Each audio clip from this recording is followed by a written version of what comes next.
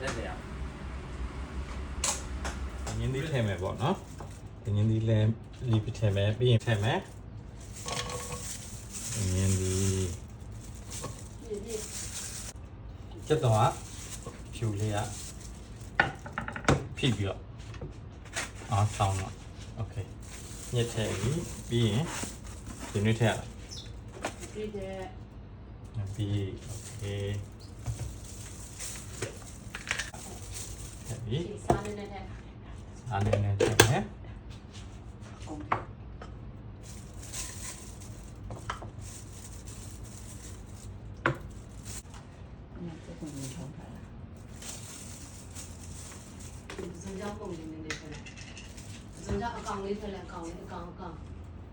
စားဆုံးတော့ဝက်ရလားဆုံးတော့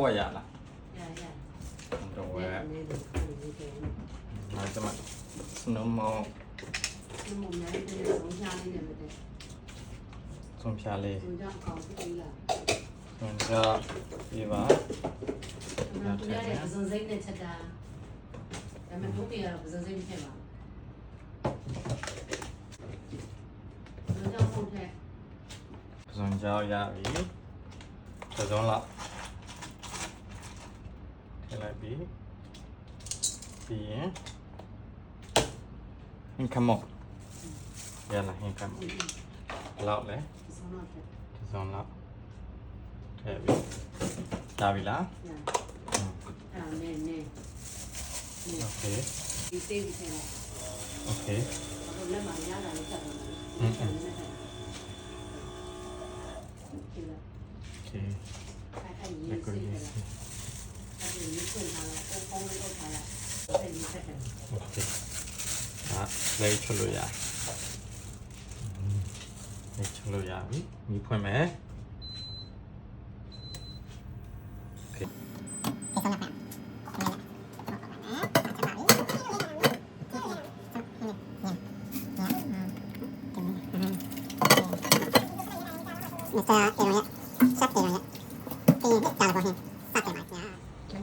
ရုံးလေးဒီ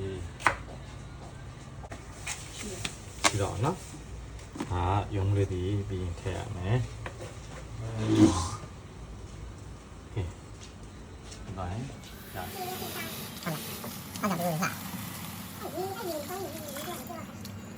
ထည့်ရမှာပေါ့နော်ရိုက်ပြီဒါဒီကရေပွက်လာပြီစူးလာပြီဆိုရင်ဆန်လော်မောထည့်မယ်ဆန်လော်မောလေးကိုရေနဲ့ထော့ထားပြီးမွေပြီးတော့ထည့်ရမှာပေါ့နော်ဒါမှဘောဝတုတ္တပမင်္ဂလာရခန္တုတ္တပဒေဝတာတ္တပဗုဒ္ဓ ानु ဝဝေနတရာဒုက္ခိပွင့်တုတေဘောဝတုတ္တပမင်္ဂလာရခန္တုတ္တပဒေဝတာတ္တပဓမ္မာနုဝဝေနတရာဒုက္ခိပွင့်တုတေ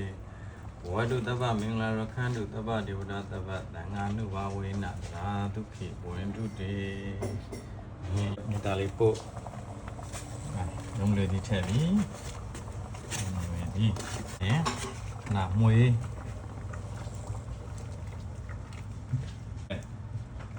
ရွက်ထည့်လို့ရရင်နော်ပုံထည့်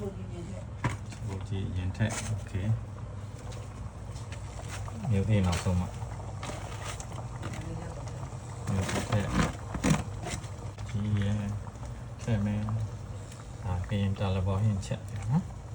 ပြီးသွားတာနဲ့ဒါကပြင်စိန်